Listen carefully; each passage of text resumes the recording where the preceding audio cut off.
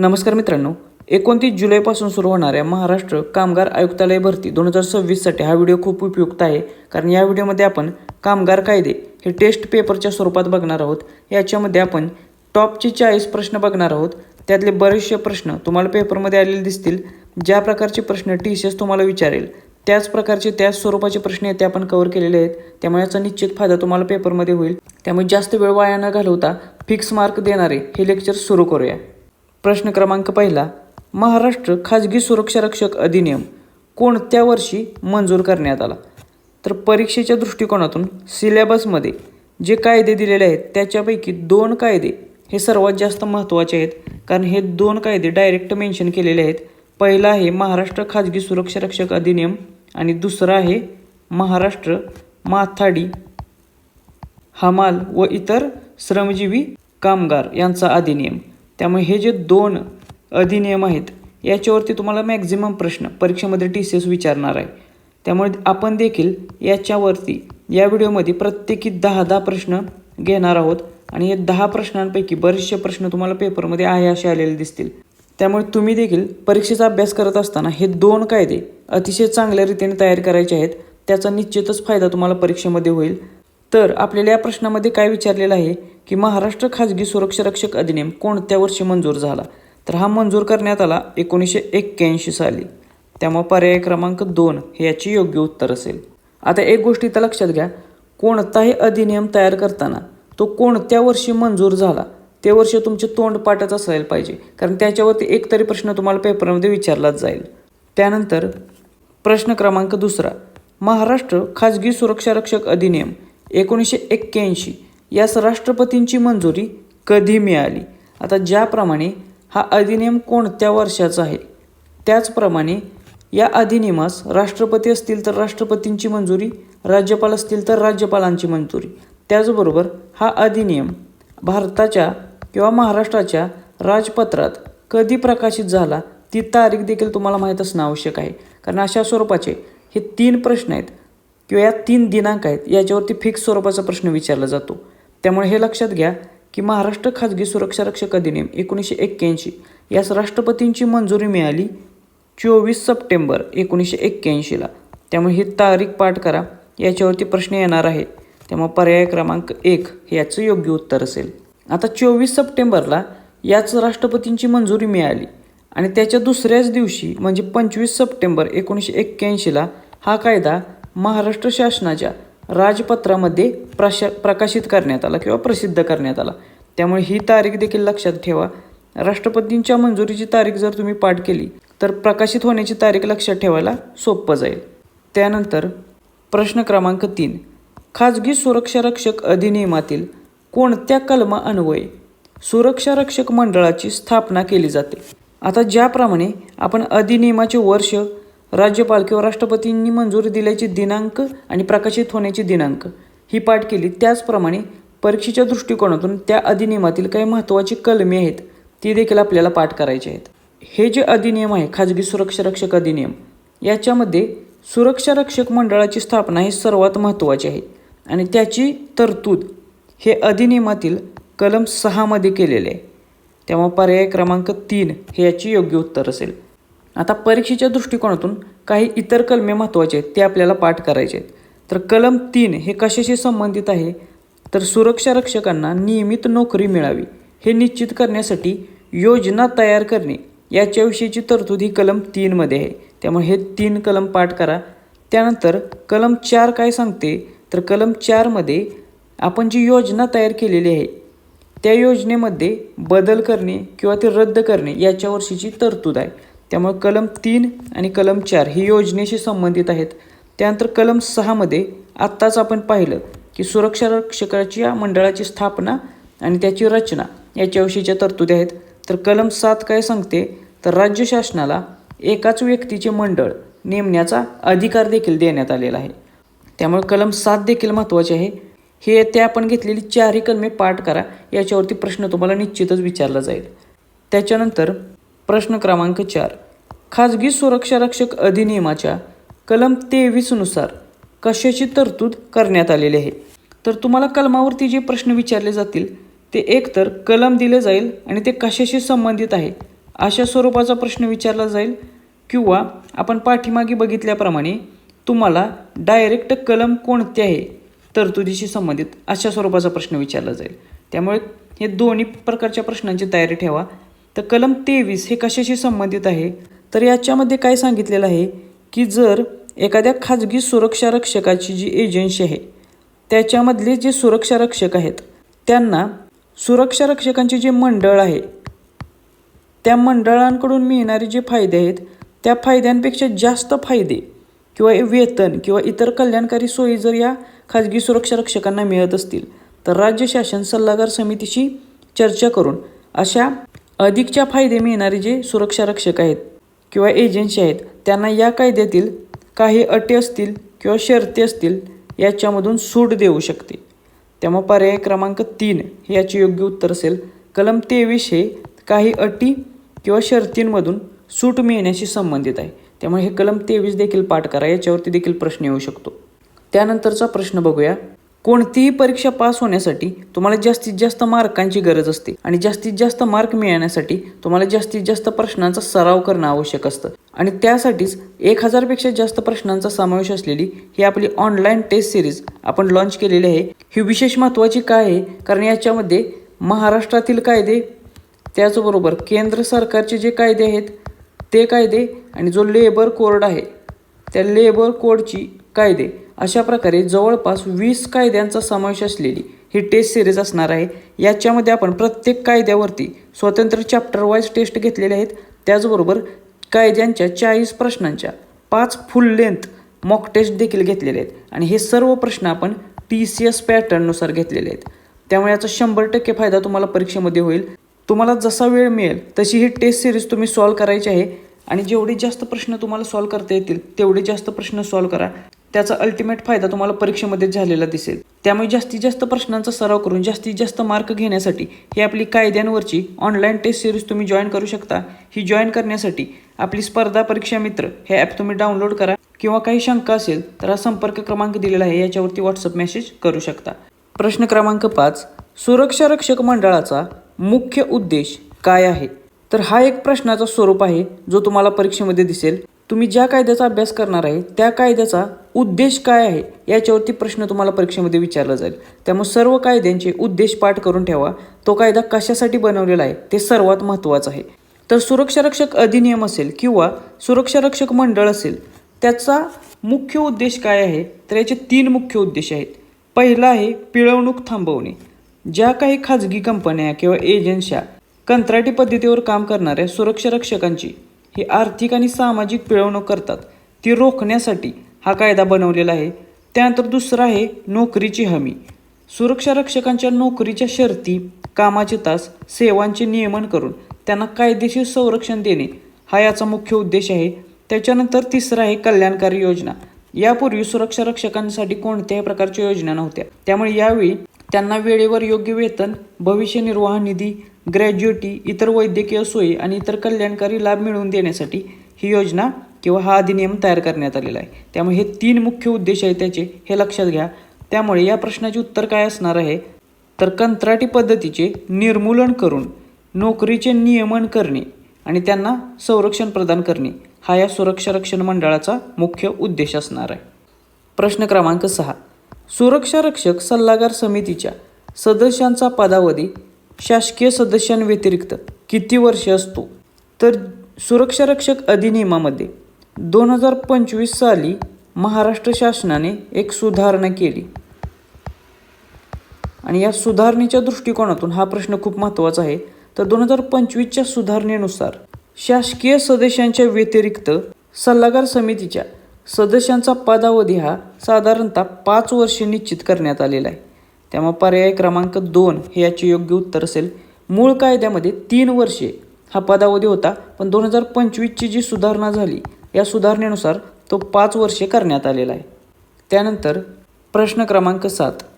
खाजगी सुरक्षा रक्षक अधिनियमानुसार जर सल्लागार समिती कार्यरत नसेल तर राज्य शासनाला निर्णय घेण्याचा अधिकार कोणत्या सुधारणेनुसार मिळालेला आहे?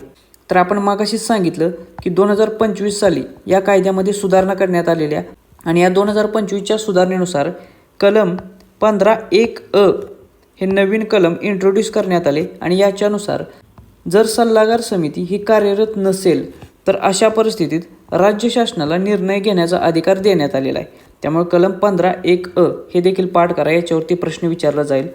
त्याचबरोबर हे जे कलम आहे याच्यामध्ये काय तरतूद करण्यात आलेली आहे, तर जर सल्लागार समिती ही कोणत्याही कारणामुळे कार्यरत नसेल तर सल्लागार समितीच्या सल्ल्याची किंवा मंजुरीची वाट न पाहता राज्य शासनाला आता या अधिनियमातील तरतुदींची अंमलबजावणी करण्यासाठी थेट अधिसूचना काढता येतील किंवा त्याबाबत निर्णय घेण्याचा पूर्ण अधिकार मिळालेला आहे. त्यामुळे इथे अशा परिस्थितीत राज्य शासन हे सुप्रीम बनत आहे, हे लक्षात घ्या. आता हे असं करण्याचा उद्देश काय आहे, तर समिती उपलब्ध नसल्यामुळे कायद्याच्या अंमलबजावणीत किंवा योजनांमध्ये बदल करण्यास कोणताही विलंब होऊ नये, हा या सुधारणेमागचा मुख्य हेतू आहे. त्यामुळे हा या सुधारणेचा उद्देश देखील लक्षात ठेवा, कलम 15(1)(ए) हा. त्यानंतर प्रश्न क्रमांक 8, खाजगी सुरक्षा रक्षक कायदा प्रामुख्याने कोणाच्या पिळवणुकीला आळा घालण्यासाठी तयार केला गेला, तर 1981च्या पूर्वी काय परिस्थिती होती, तर अनेक खाजगी सुरक्षा रक्षक एजन्सी ज्या होत्या किंवा कॉन्ट्रॅक्टर होते, त्याला आपण कंत्राटदार म्हणतो किंवा नियोक्ता म्हणतो, हे सुरक्षा रक्षकांकडून जास्तीत जास्त वेळ काम करून घ्यायचे, परंतु त्या कामाच्या बदल्यात त्यांना अत्यंत कमी वेतन दिलं जायचं आणि त्याचबरोबर त्यांना काही विविध सुविधा किंवा कल्याणकारी योजनांचा लाभ देखील दिला जायचा नाही. त्यामुळे या कंत्राटदार असतील किंवा नियोक्ते असतील यांच्या मनमानी कारभाराला किंवा आर्थिक पिळवणुकीला रोखण्यासाठी हा कायदा तयार केलेला आहे. त्यामुळे या प्रश्नाचे उत्तर काय असेल, तर पर्याय क्रमांक 2, कंत्राटदार किंवा नियोक्ता यांच्यापासून होणाऱ्या पिळवणुकीला आळा घालण्यासाठी हा कायदा तयार केलेला आहे. प्रश्न क्रमांक 9, सुरक्षा रक्षकांना मिळणाऱ्या मजुरी व्यतिरिक्त मंडळाकडून गोळा केलेल्या अतिरिक्त शुल्काला काय म्हणतात, तर इथे एक गोष्ट लक्षात घ्या, जे काही एजन्सी असेल ती सुरक्षा रक्षकांना मजुरी देते, मात्र या मजुरीच्या व्यतिरिक्त मंडळाकडून एक अतिरिक्त शुल्क गोळा केलं जातं. त्या शुल्काला काय म्हटलं जातं, तर त्याला लेवी असं म्हटलं जातं. त्यामुळे याची उत्तर आहे पर्याय क्रमांक 2 हे लेवी काय आहे, तर जे मुख्य मालक आहेत किंवा एजन्सी आहे यांच्याकडून मजुरीच्या ठराविक टक्केवारीवर लेवी आकारली जाते. आता ही का आकारली जाते असा देखील प्रश्न येऊ शकतो. तर ही लेवी यासाठी आकारली जाते की या रकमेचा वापर सुरक्षा रक्षकांच्या कल्याणकारी योजनांसाठी करता यावा, जसे की भविष्य निर्वाह निधी असेल, ग्रॅच्युइटी असेल, बोनस असेल, वैद्यकीय विमा किंवा इतर सुट्ट्यांचे पैसे अशा प्रकारचे लाभ असतील, तर याच्यासाठी आणि मंडळाच्या प्रशासकीय खर्चासाठी या लेवीचा उपयोग केला जातो. त्यामुळे परीक्षेच्या दृष्टिकोनातून ही लेवी देखील खूप महत्त्वाची आहे, हे लक्षात ठेवा. आपण ज्यावेळी कायदा पूर्ण डिटेलमध्ये बघणार आहोत त्यावर अशा प्रकारच्या ज्या काही कन्सेप्ट कायद्यामध्ये आहेत त्या व्यवस्थित तुमच्याकडून तयार करून घेणार आहोत, जेणेकरून याचा फायदा तुम्हाला परीक्षेमध्ये होईल. त्यानंतर प्रश्न क्रमांक 10, सुरक्षा रक्षक मंडळाचे हिशेब तपासणी किंवा ऑडिट करण्याचे अधिकार कोणाकडे आहेत, तर कोणताही कायदा असो आणि त्या कायद्यामध्ये जर अशा प्रकारचे मंडळ किंवा संस्था असेल तर त्या संस्थेचा हिशेब तपासणी किंवा ऑडिट करणं आवश्यक असतं आणि तो करण्याचा अधिकार या आपल्या सुरक्षा रक्षक अधिनियमानुसार कोणाला देण्यात आलेला आहे, तर तो अधिकार राज्य शासनाद्वारे नियुक्त लेखा परीक्षकाकडे देण्यात आलेला आहे. त्यामुळे पर्याय क्रमांक 2 हे याची योग्य उत्तर असेल. आता परीक्षेत तुम्हाला ह्या हिशेब तपासणीशी संबंधित किंवा लेखा परीक्षणाशी संबंधित कलम कोणते असा प्रश्न विचारला जाईल, तर याच्याशी संबंधित असलेले कलम आहे कलम 9 मग या कलम 9 मध्ये काय सांगितलेलं आहे, तर मंडळाला आपल्या जमेचा आणि खर्चाचा हिशेब नियमांनुसार ठेवावा लागेल असं नमूद केलेलं आहे.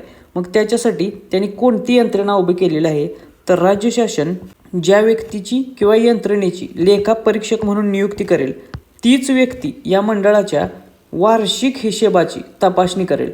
इथे वार्षिक हिशेब खूप महत्त्वाचा आहे, कारण परीक्षेमध्ये तुम्हाला मुद्दाम महिन्याचा, दिवसाचा किंवा आठवड्याचा हिशेब याची तपासणी असा पर्याय देईल. पण कायद्यामध्ये काय नमूद आहे, तर कायद्यामध्ये वार्षिक हिशेबाची तपासणी नमूद आहे, हे लक्षात घ्या.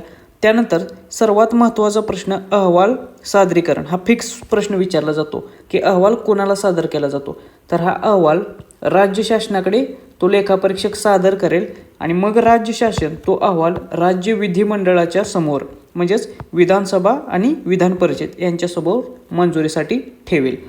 त्यामुळे हा क्रम लक्षात ठेवा, यातील प्रत्येक क्रमावरती तुम्हाला प्रश्न विचारला जातो. त्यामुळे कलम 9 हे परीक्षेच्या दृष्टिकोनातून खूप महत्त्वाचे आहे, ते पाठ करा. त्यानंतर प्रश्न क्रमांक 11. महाराष्ट्र माथाडी हमाल व इतर श्रमजीवी कामगार अधिनियम कोणत्या वर्षी लागू झाला? आता ज्याप्रमाणे सुरक्षा रक्षक अधिनियम आहे त्याच प्रकारे महाराष्ट्र माथाडी हमाल व इतर श्रमजीवी कामगार अधिनियम देखील महत्त्वाचा आहे, कारण याचा देखील डायरेक्ट उल्लेख सिलेबसमध्ये केलेला आहे. त्यामुळे याच्यावरती देखील आपण 10 प्रश्न इथून पुढे बघणार आहोत आणि हे दोन्ही कायदे आपण नंतरच्या व्हिडिओजमध्ये पूर्ण डिटेलमध्ये घेणार आहोत. याच्यावरती पूर्ण MCQ आपण कव्हर करणार आहोत. यातला प्रत्येक प्रश्न परीक्षेमध्ये जो विचारला जाईल तो आपण घेतलेल्या व्हिडिओमधूनच येईल याची तरतूद आपण करणार आहोत. तर हा जो महाराष्ट्र माथाडी हमाल आणि इतर श्रमजीवी कामगार अधिनियम आहे तो कोणत्या वर्षी लागू झाला? तर तो लागू झाला 1969ला. त्यामुळे पर्याय क्रमांक 3 हे याचे योग्य उत्तर असेल. आता यावरचा पुढचा प्रश्न काय येऊ शकतो? तर या कायद्याला मान्यता कधी मिळाली? तर ती तारीख आहे 5 जून 1969. त्यामुळे ही मान्यतेची तारीख पाठ करा. त्यानंतर राजपत्रात कधी प्रसिद्ध झाला असा देखील प्रश्न येऊ शकतो.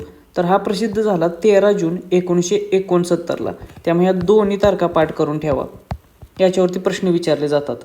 त्यानंतर प्रश्न क्रमांक 12. महाराष्ट्रात माथाडी कामगारांच्या हक्कांसाठी प्रामुख्याने कोणी लढा दिला? तर हा फिक्स स्वरूपाचा प्रश्न आहे, खूप महत्त्वाचा प्रश्न आहे. महाराष्ट्रामध्ये माथाडी कामगारांच्या हक्कांसाठी लढलेला प्रमुख नेता कोणता आहे? तर त्यांचे नाव आहे श्री अण्णासाहेब पाटील हे. त्यामुळे पर्याय क्रमांक 2 याचे योग्य उत्तर असेल. आता महाराष्ट्रामध्ये ही जी चळवळ आहे माथाडी कामगारांची तिची सुरुवात कधी झाली? तर याची सुरुवात झाली 1960च्या दशकामध्ये. त्या काळात मुंबईमध्ये माथाडी कामगारांची प्रचंड प्रमाणात आर्थिक सामाजिक पिळवणूक होत होती आणि ती थांबवण्यासाठी श्री अण्णासाहेब पाटील यांनी महाराष्ट्र राज्य माथाडी ट्रान्सपोर्ट आणि जनरल कामगार युनियनची स्थापना केली. त्यामुळे ही संस्था देखील लक्षात ठेवा त्यांनी स्थापन केलेली. याच्यावरती देखील प्रश्न येऊ शकतो. आणि या संस्थेच्या माध्यमातून त्यांनी जो संघर्ष केला, आंदोलन उभे केले आणि त्याच्यामुळे 1969ला महाराष्ट्र माथाडी कामगार हमाल आणि इतर श्रमजीवी कामगार अधिनियम 1969 हा मंजूर करण्यात आला. त्यामुळे याचं श्रेय जातो कोणाला? तर अण्णासाहेब पाटील यांना. आणि त्यामुळेच त्यांनी घेतलेल्या या परिश्रमांमुळेच महाराष्ट्रातील माथाडी चळवळीचे जनक असं त्यांना म्हटलं जातं. त्यामुळे परीक्षेत प्रश्न येऊ शकतो की महाराष्ट्र माथाडी कामगार चळवळीचे जनक कोण आहेत? तर याचं उत्तर असेल श्री अण्णासाहेब पाटील हे. प्रश्न क्रमांक 13. माथाडी अधिनियम 1969च्या कोणत्या कलमांतर्गत माथाडी मंडळाची स्थापना केली जाते? तर हे देखील कलम खूप महत्त्वाचे आहे. आपण ज्याप्रमाणे पाठीमागे कलमे बघितली त्याचप्रमाणे माथाडी अधिनियम 1969ची जी महत्त्वाची कलमे आहेत त्याच्यावरती देखील परीक्षेत अशा डायरेक्ट कलमावरती प्रश्न विचारला जाईल. तर माथाडी मंडळाची स्थापना ही कलम 6 मध्ये करण्यात आलेली आहे. त्यामुळे पर्याय क्रमांक 3 हे याचे योग्य उत्तर असेल. आता ज्याप्रमाणे हे कलम महत्त्वाचे आहे त्याप्रमाणे इतर देखील काही महत्त्वाची कलमे आहेत ते आपण बघूया जे तुम्हाला पाठच करायचे आहेत. तर कलम 3 मध्ये कशाची तरतूद आहे? असंरक्षित कामगारांना नियमित नोकरी मिळावी हे निश्चित करण्यासाठीची योजना या कलम 3 मध्ये आहेत. त्यामुळे कलम 3 पाठ करा. त्यानंतर कलम 6 कशाशी संबंधित आहेत? तर आत्ताच आपण पाहिलं की माथाडी कामगार मंडळाची स्थापना किंवा रचना याच्याशी संबंधित हे कलम 6 आहे. त्यामुळे हे देखील पाठ करायचं आहे. तर कलम 14 मध्ये सल्लागार समितीची तरतूद आहे.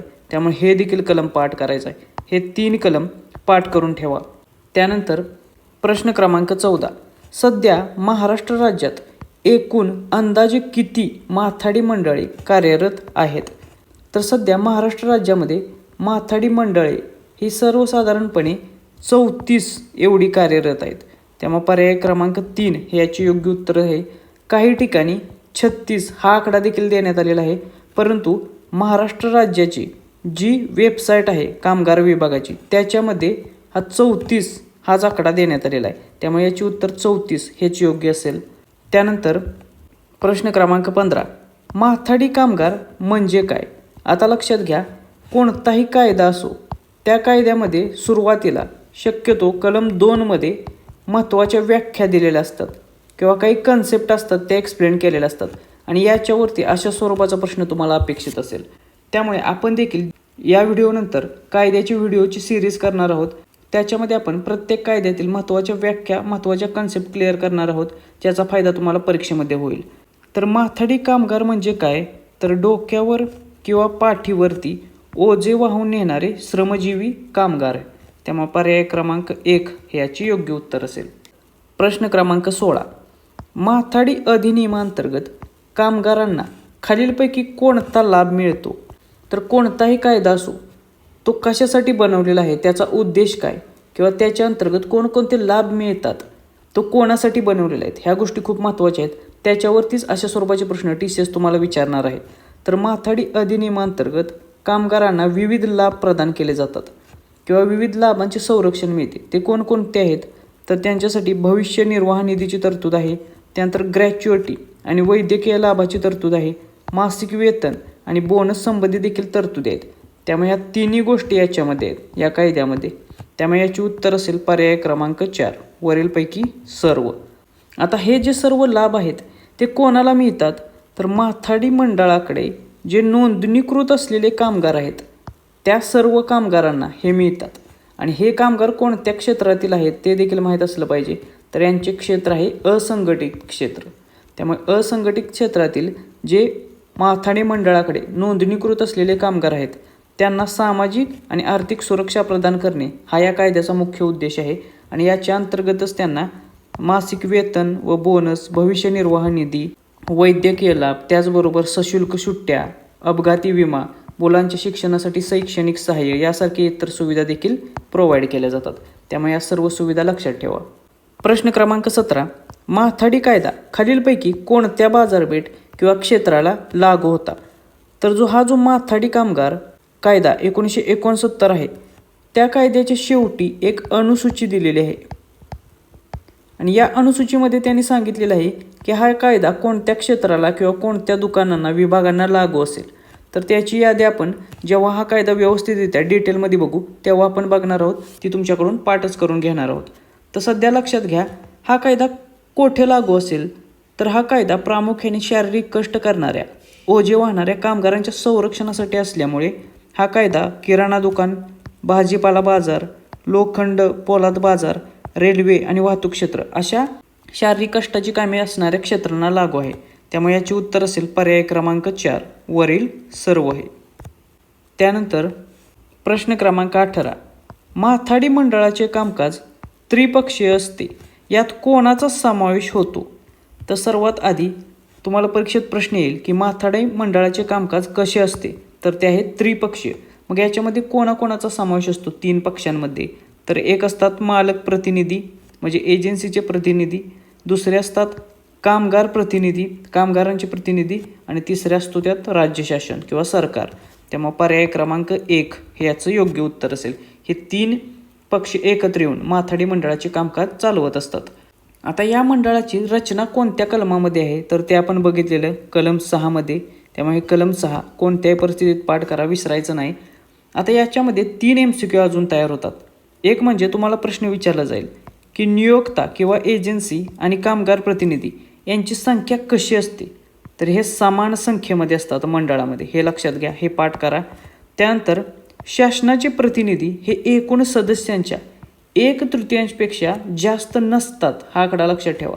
तुम्हाला परीक्षेमध्ये लाईन दिली जाईल की जास्त असतात म्हणून, तर नाही, जास्त नसतात, हे वर्ड्स इथे लक्षात ठेवा.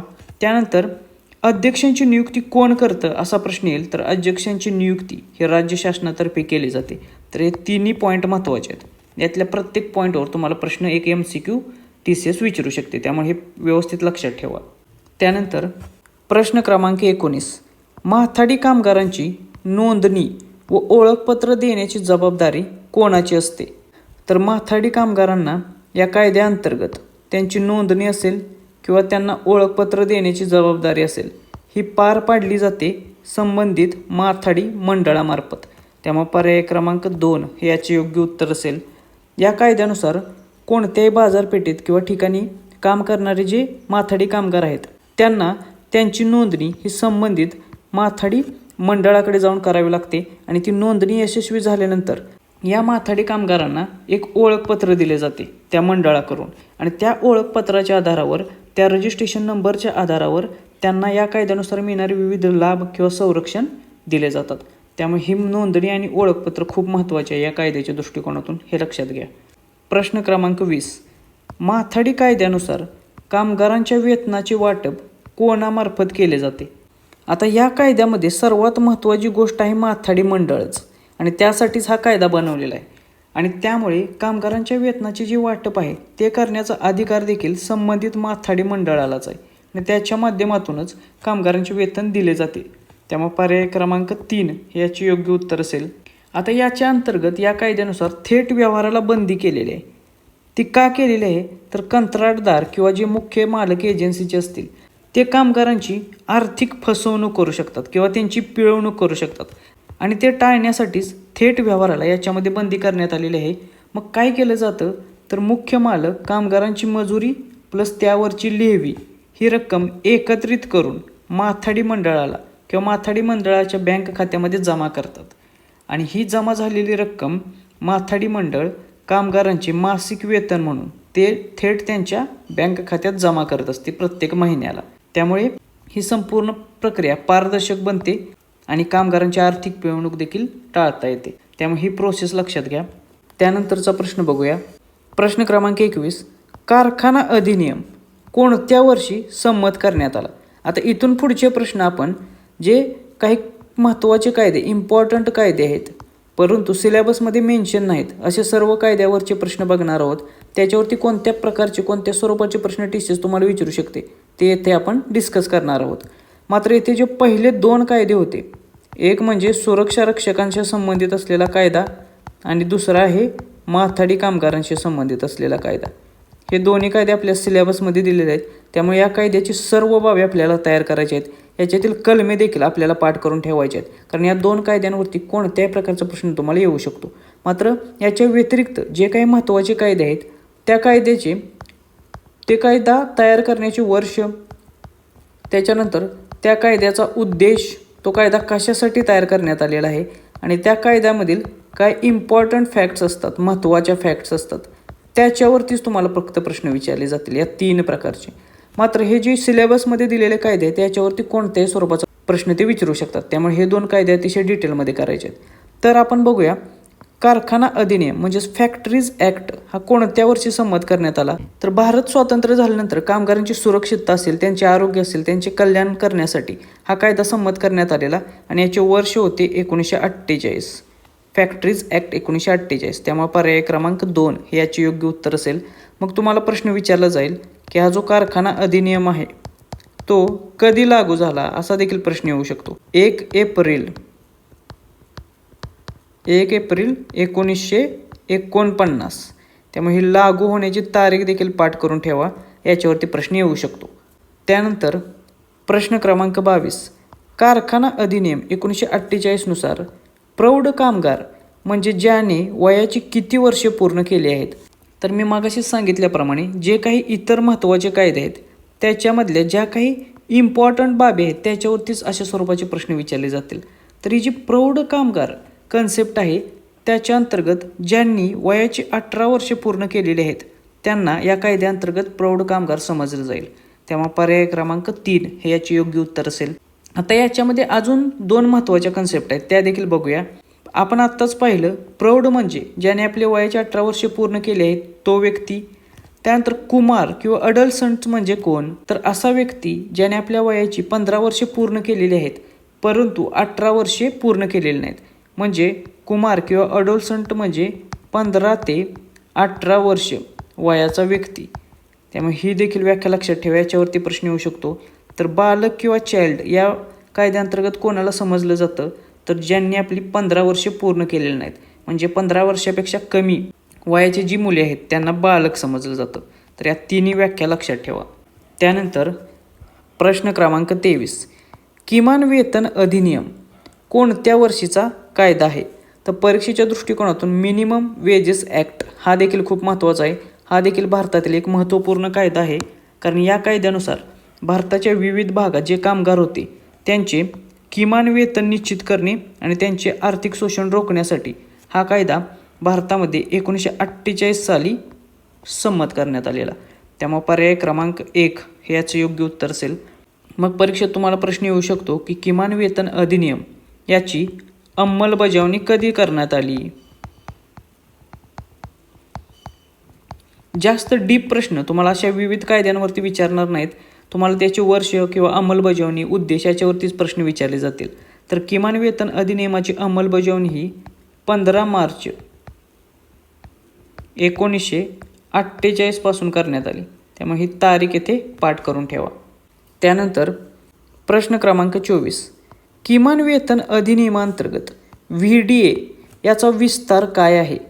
तर मिनिमम वेजेस ॲक्टमध्ये ही एक कन्सेप्ट आहे VDA, आणि या VDAचा फुल फॉर्म येथे विचारलेला आहे. तर याचा फुल फॉर्म होतो व्हेरिएबल डिअरनेस अलाउन्स. म्हणजे काय, तर बदलणाऱ्या किंवा वाढणाऱ्या महागाईनुसार सरकार वेळोवेळी या अलाउन्समध्ये किंवा हा जो महागाई भत्ता आहे त्याच्यामध्ये बदल घडवत असते, किंवा हा चल स्वरूपाचा बदलणारा भत्ता आहे. त्यामुळे याला व्हेरिएबल डिअरनेस अलाउन्स असं म्हटलं जातं. त्यामुळे हा फुल फॉर्म देखील लक्षात ठेवा. अशा स्वरूपाचा देखील प्रश्न तुम्हाला पेपरमध्ये येऊ शकतो. प्रश्न क्रमांक 25, उपदान प्रदान अधिनियम किंवा पेमेंट ऑफ ग्रॅज्युएटी ॲक्ट कोणत्या वर्षी मंजूर करण्यात आला? तर पेमेंट्स ऑफ ग्रॅज्युएटी हा जो कायदा आहे तो मंजूर करण्यात आलेला आहे 1972ला. त्यामुळे पर्याय क्रमांक 2 याचे योग्य उत्तर असेल. हा कायदा कशासाठी मंजूर करण्यात आला किंवा याचे उद्देश काय आहे? तर कामगारांनी जेव्हा एखाद्या संस्थेला दीर्घकाळ सेवा दिलेली असते, तर त्या सेवेनंतर ते जेव्हा निवृत्त होतात, त्या निवृत्तीनंतर त्यांना आर्थिक सुरक्षा प्रदान करणे याच्यासाठी हा कायदा संमत करण्यात आलेला आहे. त्यामुळे हा पेमेंट ऑफ ग्रॅज्युएट ॲक्ट 1972 देखील लक्षात ठेवा. याच्यावरती देखील प्रश्न येऊ शकतो. हा कधी प्रकाशित करण्यात आला असा देखील प्रश्न येऊ शकतो राजपत्रामध्ये. तर हा कायदा 21 ऑगस्ट 1972 रोजी राजपत्रात प्रकाशित करण्यात आला. तर कधी लागू करण्यात आला ते देखील लक्षात ठेवा. 16 सप्टेंबर 1972 रोजी हा कायदा लागू करण्यात आला. परीक्षेच्या दृष्टिकोनातून महत्त्वाचे असलेले जे सर्व कायदे आहेत ते सर्व कायदे आणि त्यांची मंजुरीची वर्षे, त्याचबरोबर ते कधी प्रकाशित करण्यात आले किंवा राज्यपालांनी कधी मंजूर केले, कधी लागू झाले, याची एक लिस्ट बनवा किंवा कॉलम्स तयार करा आणि ते रोज वाचत चला. त्यामुळे ते व्यवस्थितरित्या पाठ होतील, किंवा ते लिहून काढा. जेवढे जास्त लिहून काढाल तेवढे देखील तुमच्या जास्त व्यवस्थितप्रमाणे लक्षात राहतील. त्याचा निश्चितच फायदा परीक्षेमध्ये होईल. त्यानंतर प्रश्न क्रमांक 26, मातृत्व लाभ अधिनियम मॅटर्निटी बेनिफिट ॲक्ट कोणत्या वर्षी लागू करण्यात आला? तर हा देखील खूप महत्त्वाचा कायदा आहे परीक्षेच्या दृष्टिकोनातून, आणि हा कायदा मंजूर करण्यात आला किंवा लागू करण्यात आला 1961ला. त्यामुळे पर्याय क्रमांक 2 याचे योग्य उत्तर असेल. हा कायदा कशासाठी आहे? तर महिला कर्मचाऱ्यांना त्यांच्या मातृत्वाच्या काळामध्ये, म्हणजेच बाळंतपणाच्या आधी आणि नंतर त्यांच्या रोजगाराचे संरक्षण करणे, तसेच त्यांना सवेतन सुट्टी देऊन त्यांची आर्थिक आणि शारीरिक हित जोपासण्यासाठी हा कायदा मंजूर करण्यात आलेला आहे. त्यामुळे हा कायद्याचा उद्देश पाठ करा किंवा लक्षात ठेवा. याच्यावरती 100% प्रश्न येईल. त्यानंतर हा कायदा कधी लागू झाला? तर 12 डिसेंबर 1961 या दिवशी लागू झाला. ही तारीख देखील पाठ करा. त्याचबरोबर 2017ला या कायद्यामध्ये मोठी सुधारणा झाली. यापूर्वी फक्त 12 आठवड्यांसाठी सवेतन सुट्टी देण्यात यायची, तर 2017च्या सुधारणेनंतर ही सुट्टी 26 आठवडे करण्यात आलेली आहे. त्यामुळे ही 26 आठवड्यांची सुट्टी लक्षात ठेवा. याच्यावरती प्रश्न येतो. त्यानंतर प्रश्न क्रमांक 27, कर्मचारी भविष्य निर्वाह निधी अधिनियम कोणत्या वर्षी लागू करण्यात आला? तर हा देखील एक महत्त्वाचा कायदा आहे कामगारांच्या दृष्टिकोनातून, आणि याला आपण एम्प्लॉईज प्रोव्हिडंट फंड ॲक्ट म्हणतो. तर हा कायदा कधीचा आहे? तर हा आहे 1952चा कायदा. त्यामुळे पर्याय क्रमांक 2 याचे योग्य उत्तर असेल. कामगार जेव्हा निवृत्त होतात, तर निवृत्त झाल्यानंतर या कर्मचाऱ्यांच्या सामाजिक सुरक्षेच्या दृष्टिकोनातून हा कायदा महत्त्वाचा आहे. त्यामुळे याच्यावरती देखील प्रश्न येऊ शकतो. प्रश्न क्रमांक 28, औद्योगिक विवाद अधिनियम कोणत्या वर्षीचा आहे? तर भारतामधील जे औद्योगिक मालक आहेत आणि जे कामगार आहेत यांच्यामध्ये वारंवार विवाद होत असतात. तर हे विवाद शांततेच्या मार्गाने, सलोख्याच्या मार्गाने सोडवणे आणि त्यांच्यामध्ये जे संबंध आहेत औद्योगिक संबंध ते सुधारण्यासाठी हा कायदा मंजूर करण्यात आलेला. हा कायदा होता 1947चा. त्यामुळे पर्याय क्रमांक 1 याचे योग्य उत्तर असेल. तर कधी अंमलात आला असा देखील परीक्षेत तुम्हाला प्रश्न येऊ शकतो या कायद्याचा अंमल. तर या कायद्याचा अंमल आहे 1 एप्रिल 1947चा. तर याची अंमलबजावणीची तारीख देखील लक्षात ठेवा. याच्यावरती देखील प्रश्न विचारले जातात. प्रश्न क्रमांक 29, समान वेतन अधिनियम कोणत्या वर्षी संमत करण्यात आला? ज्यायोगे महिला व पुरुषांना समान कामासाठी समान वेतन देणे बंधनकारक झाले. तर हा देखील एक महत्त्वाचा कायदा आहे परीक्षेच्या दृष्टिकोनातून, समान वेतन अधिनियम, इक्वल रिम्युनरेशन ॲक्ट. आणि हा कायदा आहे 1976 सालचा. त्यामुळे पर्याय क्रमांक 2 हे याचे योग्य उत्तर असेल. हा अतिशय महत्त्वाचा कायदा आहे, याच्यावरती 100% प्रश्न विचारले जातील. तर या कायद्यामधील 2 महत्त्वाची कलमे आहेत ते आपण बघूया. कलम 4 या कायद्यातील काय सांगतं, तर कोणत्याही आस्थापनामध्ये काम करणाऱ्या स्त्री आणि पुरुषांना समान कामासाठी समान वेतन देणे ही आस्थापन मालकाची जबाबदारी आहे. त्यामुळे ही जबाबदारी कोणाची आहे, तर ही आहे आस्थापन मालकाची, काम देणाऱ्या मालकाची जबाबदारी. त्यामुळे समान वेतन अधिनियम यातील कलम 4 लक्षात ठेवा. त्याचबरोबर समान वेतन अधिनियम कलम 5 काय आहे, तर पुरुष आणि महिला कामगारांची भरती करताना त्याच्याबाबत कोणताही भेदभाव केला जाणार नाही. तसेच त्यांची बदली करताना, पदोन्नती करताना स्त्री आणि पुरुष कामगारांमध्ये भेदभाव केला जाणार नाही, ही गोष्ट कलम 5 मध्ये आहे. त्यामुळे हे दोन्ही कलमे लक्षात घ्या समान वेतन अधिनियमातील, याच्यावरती 100% प्रश्न येऊ शकतो. त्यानंतर भारतीय संविधानामध्ये कोणत्या कलमात समान वेतन कायदा किंवा समान काम समान वेतन याच्याबाबत तरतूद आहेत, तर ते आहे कलम 39D. त्यामुळे हे देखील कलम लक्षात ठेवा, ज्याच्यामध्ये स्त्री आणि पुरुषांना समान कामासाठी समान वेतन याबाबत तरतूद करण्यात आलेली आहे. त्यानंतर प्रश्न क्रमांक 30, कंत्राटी कामगार नियमन व निर्मूलन अधिनियम कोणत्या वर्षी लागू झाला? तर जे कंत्राटी कामगार आहेत त्यांच्या जीवनमानामध्ये सुधारणा करणे किंवा त्यांचे शोषण रोखणे याच्यासाठी संमत करण्यात आलेला हा एक कायदा आहे.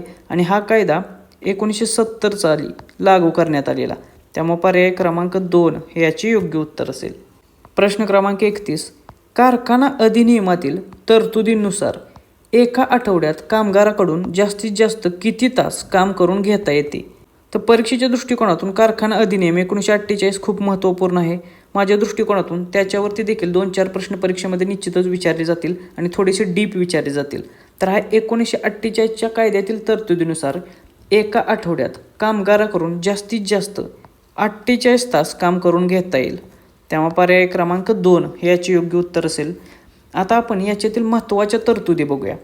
तर कारखाना अधिनियम 1948 नुसार कलम 51 मध्ये एकूण साप्ताहिक तासाबाबत तरतूद आहे. त्यामुळे कलम 51 खूप महत्त्वाचे आहे. याच्यामध्ये त्यांनी सांगितलेलं आहे की प्रौढ कामगारांना कोणत्याही आठवड्यात कारखान्यात 48 तासापेक्षा जास्त काम करू नये, मग ते कोणत्याही परिस्थितीत असो. त्यामुळे कलम 51 मध्ये 48 तासाची तरतूद आहे, एका साप्ताहिकाच्या बाबतीत किंवा आठवड्याच्या बाबतीत. त्यानंतर कलम 54 देखील महत्त्वाचे आहे. त्याच्यामध्ये दैनंदिन तासासंबंधी तरतूद आहेत. त्यामुळे हे देखील कलम खूप महत्त्वाचे आहे.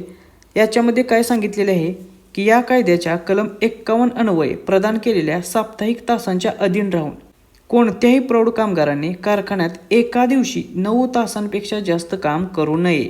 त्यामुळे लक्षात घ्या, आठवड्यात 48 तासांपेक्षा जास्त काम करायचं नाही, तर एका दिवसात 9 तासांपेक्षा जास्त काम करायचं नाही. याला अपवाद देखील आहे. तो काय आहे, तर शिफ्ट बदलण्याची सोय करण्यासाठी मुख्य निरीक्षकांच्या पूर्व परवानगीने दैनंदिन कमाल तास 9 तास ओलांडले जाऊ शकतात. लक्षात घ्या, म्हणजे ही शिफ्ट बदलण्याची त्याला अपवाद आहे. शिफ्ट बदलताना 9 तासापेक्षा जास्त जर झाले तर ते ग्राह्य धरलं जाईल. तर हे दोन्ही कलमे 51 आणि 54 लक्षात ठेवा, याच्यावरती प्रश्न विचारले जातील. त्यानंतर प्रश्न क्रमांक 52, बालकामगार प्रतिबंध व नियमन अधिनियम 1986 नुसार कोणत्या वयाखालील बालकांना कामावर ठेवण्यास सक्त मनाई आहे?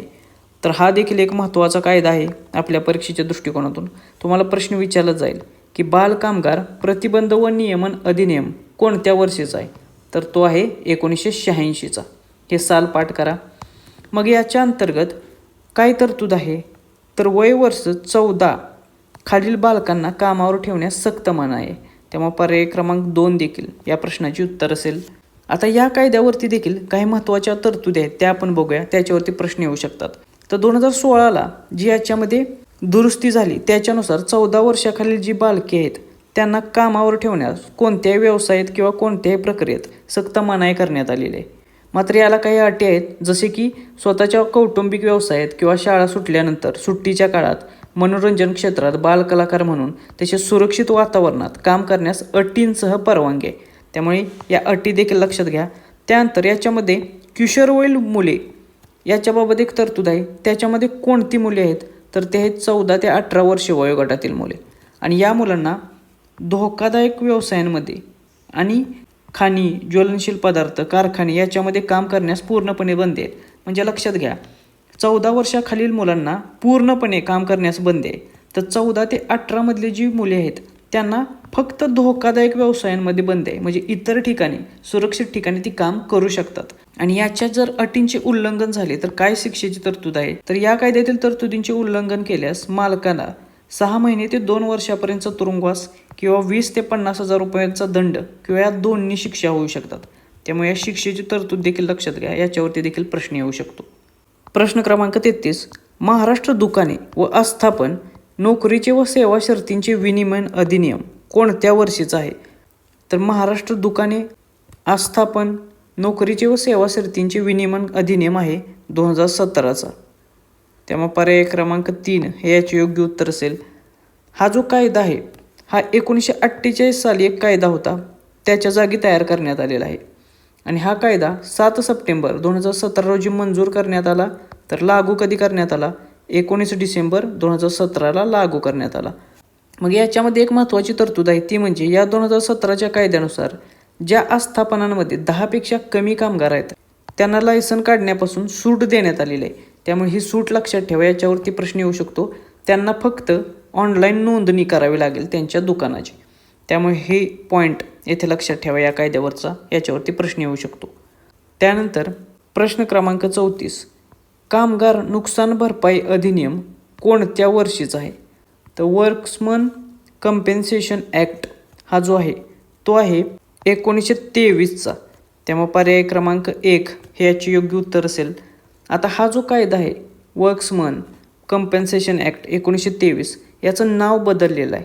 आता याचं नवीन नाव आहे कर्मचारी नुकसान भरपाई अधिनियम, म्हणजेच एम्प्लॉईज कंपेन्सेशन ॲक्ट.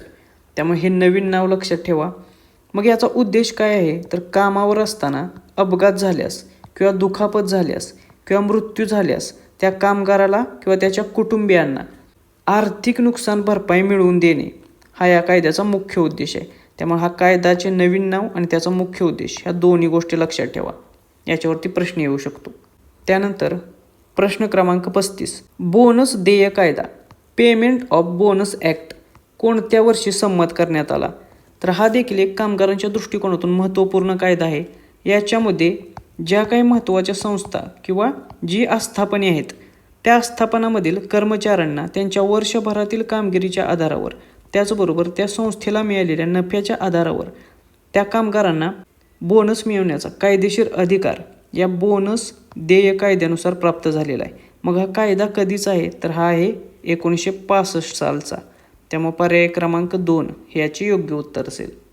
प्रश्न क्रमांक 36. कामगार आयुक्तालयाचे मुख्य उद्दिष्ट खालीलपैकी कोणते असते? तर आता परीक्षेमध्ये तुम्हाला कामगार आयुक्तालयाची भरती असल्यामुळे या विभागावरती तुम्हाला अशा स्वरूपाचे काही प्रश्न अपेक्षित आहेत. त्यामुळे त्याची देखील तुम्ही तयारी ठेवायची आहे. याच्यासाठी काही विशेष अभ्यासाची गरज नाही आहे. फक्त प्रेझेन्स ऑफ माइंड तुम्हाला पाहिजे की कामगार आयुक्तालयाचे मुख्य उद्दिष्ट काय असू शकते. तर औद्योगिक शांतता राखणे हे असू शकते का? तर असू शकते. कामगार कायद्यांची अंमलबजावणी करणे हे उद्देश असू शकते का? तर 100% असू शकते. कामगारांच्या कल्याणासाठी योजना राबवणे हे उद्देश असू शकते का? तर असू शकते. हे तिन्ही उद्दिष्ट आहेत कामगार आयुक्तालयांची. त्यामुळे पर्याय क्रमांक 4 वरीलपैकी सर्व हे याचे योग्य उत्तर असेल.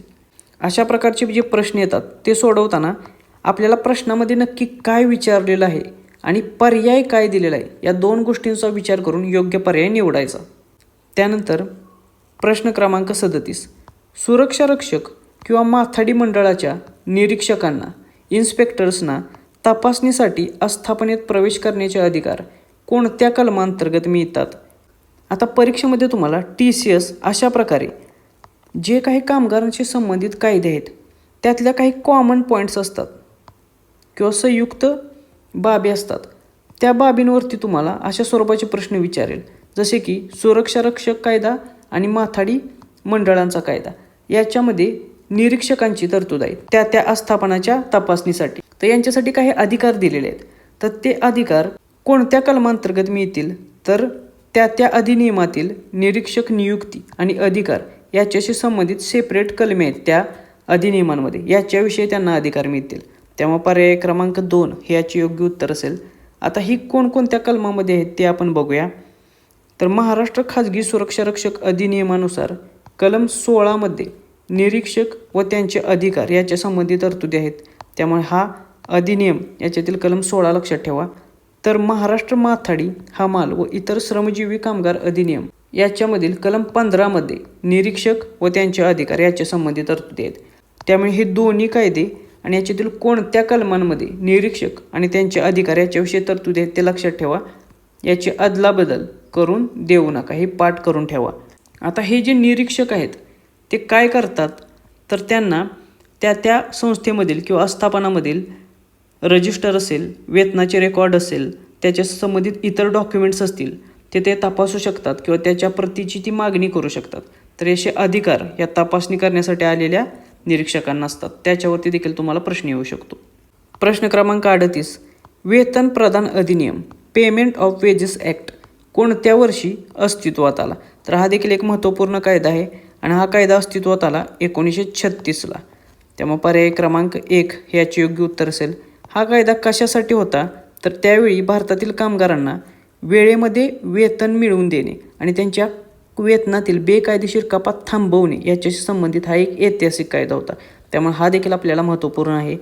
त्यानंतर प्रश्न क्रमांक 39, माथाडी किंवा सुरक्षा रक्षक मंडळावर कामगारांची नोंदणी न करता बेकायदेशीरपणे काम करून घेणाऱ्या मालकावरती काय कारवाई होऊ शकते? तर एखादा मालक हा माथाडी कामगार मंडळ असेल किंवा सुरक्षा रक्षकांचे मंडळ असेल, तर याच्यामध्ये कामगारांची नोंदणी न करताच त्यांच्याकडून बेकायदेशीरपणे काम करून जर घेत असेल तर त्यांना त्या कायद्यातील तरतुदींनुसार दंड किंवा कारावासाची शिक्षा होऊ शकते. त्यामुळे पर्याय क्रमांक 2 हे याचे योग्य उत्तर आहे. त्याच्यासाठी माथाडी कामगार कायद्यामध्ये कोणती तरतूद आहे आणि सुरक्षा रक्षक कायद्यामध्ये कोणती तरतूद आहे ते एकदा बघून घ्या, त्याच्यावरती देखील प्रश्न येऊ शकतो. तसेच आपण जेव्हा हे दोन्ही कायदे डिटेलमध्ये बघणार आहोत तेव्हा या गोष्टी क्लिअर करणारच आहोत. त्यानंतर प्रश्न क्रमांक 40, कामगार क्षेत्राशी संबंधित ILO या आंतरराष्ट्रीय संघटनेचा विस्तार काय आहे? तर ILOचा फुल फॉर्म येथे विचारलेला आहे. हे एक आंतरराष्ट्रीय कामगार संघटना आहे. ही परीक्षेच्या दृष्टिकोनातून अतिशय जास्त महत्त्वाची आहे. त्यामुळे ही देखील आपण डिटेलमध्ये बघू. याच्यावरती देखील 100% प्रश्न तुम्हाला विचारला जाईल. तर ILOचा फुल फॉर्म होतो इंटरनॅशनल लेबर ऑर्गनायझेशन. त्यामुळे पर्याय क्रमांक 2 हे याचे योग्य उत्तर आहे. आता यासंबंधी काही महत्त्वाच्या आणि डिटेलमध्ये आपण बाबी बघूया ज्याच्यावरती तुम्हाला प्रश्न विचारला जाईल आणि याच्या बाहेर या संस्थेवरचा प्रश्न तुमचा जाणार नाही. त्यामुळे हे व्यवस्थित तयार करून ठेवा. या संस्थेची स्थापना कधी झाली असा प्रश्न येईल. तर याची स्थापना झाली 11 एप्रिल 1919ला. ही डेट पाठ करून ठेवा, याच्यावरती प्रश्न येणार आहे. याची स्थापना कोणत्या तहानुसार झाली असा देखील प्रश्न येईल. तर याची स्थापना वर्सायच्या तहानुसार झाली. त्यामुळे हा तह लक्षात ठेवा. ही संस्था कोणत्या संस्थेची विशेष संस्था आहे असा प्रश्न येऊ शकतो. तर ही संस्था संयुक्त राष्ट्रांची संस्था युनायटेड नेशन्सशी संलग्न असलेली संस्था आहे, हे देखील लक्षात घ्या. त्यानंतर या संस्थेचे मुख्यालय कोठे असा प्रश्न येऊ शकतो. तर ते आहे स्वित्झर्लंडमधील जिनिव्हा या ठिकाणी. त्यामुळे हे मुख्यालयाचे ठिकाण देखील लक्षात ठेवा.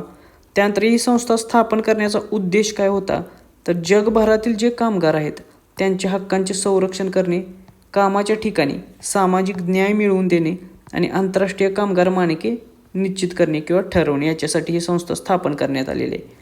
त्यानंतर या संस्थेचे वैशिष्ट्य काय, तर ही एक त्रिपक्षीय संस्था आहे किंवा संघटना. याच्यामध्ये सदस्य देशांचे शासन त्याचबरोबर विविध संस्थांचे नियोक्ते किंवा मालक आणि कामगारांचे प्रतिनिधी एकत्र येतात. त्यामुळे ही त्रिपक्षीय संस्था आहे. आणि आणखीन एक प्रश्न याच्यावरती विचारला जातो, तो म्हणजे आंतरराष्ट्रीय कामगार संघटनेला नोबेल पुरस्कार कधी देण्यात आला. तर तो त्यांना 1969 साली देण्यात आला. कोणता नोबेल पुरस्कार, तर शांततेचा नोबेल पुरस्कार, हे लक्षात घ्या. कामगारांच्या क्षेत्रात केलेल्या ऐतिहासिक कार्यासाठी त्यांचा गौरव 1969 साली शांततेचा नोबेल देऊन केलेला आहे. तर हे काही महत्त्वाचे पॉईंट आहेत, हे पाठ करून ठेवा. आंतरराष्ट्रीय कामगार संघटनेवर निश्चितच प्रश्न विचारला जाईल आणि तो प्रश्न याच्या बाहेर जाणार नाही. तर अशा रीतीने आपण परीक्षेच्या दृष्टिकोनातून महत्त्वाचे 40 प्रश्न बघितलेले आहेत. हे अशा स्वरूपाचे प्रश्न तुम्हाला TCS पेपरमध्ये विचारेल. हाच पॅटर्न असेल तुमच्या प्रश्नांचा, जे प्रश्न कायद्यांवरती विचारले जातील. त्यामुळे अशाच प्रकारच्या प्रश्नांची तयारी करा. जास्तीत जास्त प्रश्न सोडवा. जेवढे जास्त प्रश्न तुम्ही सोडवाल तेवढे जास्त मार्क्स तुम्हाला मिळतील, तेवढी चांगली रिव्हिजन होईल. फक्त कायद्यांचा अभ्यास करून फायदा नाही, कारण भरपूर कायदे तुम्हाला करायचे आहेत आणि प्रत्येक कायद्यामधल्या तरतुदी वेगवेगळ्या असतात. त्यामुळे त्याची कलमे, त्याच्यातील तरतुदी लक्षात राहत नाहीत आणि ती लक्षात ठेवायची जर असतील तर त्यासाठी एकच पर्याय असतो, तो म्हणजे दर्जेदार प्रश्नांचा सराव. आणि त्यासाठी आपल्याकडे 1000पेक्षा जास्त दर्जेदार सराव प्रश्नांचा समावेश असलेली ऑनलाईन टेस्ट सिरीज आहे, जी तुम्ही जॉईन करू शकता. त्याचा निश्चितच फायदा तुम्हाला परीक्षेसाठी होईल. त्याची लिंक खाली डिस्क्रिप्शन बॉक्समध्ये दिलेली आहे. त्याचबरोबर या व्हिडिओची जर PDF हवी असेल तर ती देखील आपल्या टेलिग्राम चॅनेलला मिळेल. त्याची लिंक देखील खाली डिस्क्रिप्शन बॉक्समध्ये दिलेली आहे. त्यामुळे आत्ताच स्पर्धा परीक्षा मित्र हे आपली ॲप डाउनलोड करा आणि त्याच्यावरती असलेली आपली ऑनलाईन टेस्ट सिरीज जॉईन करून जास्तीत जास्त प्रश्नांचा सराव करा. भेटूया नेक्स्ट व्हिडिओच्या माध्यमातून. थँक्यू.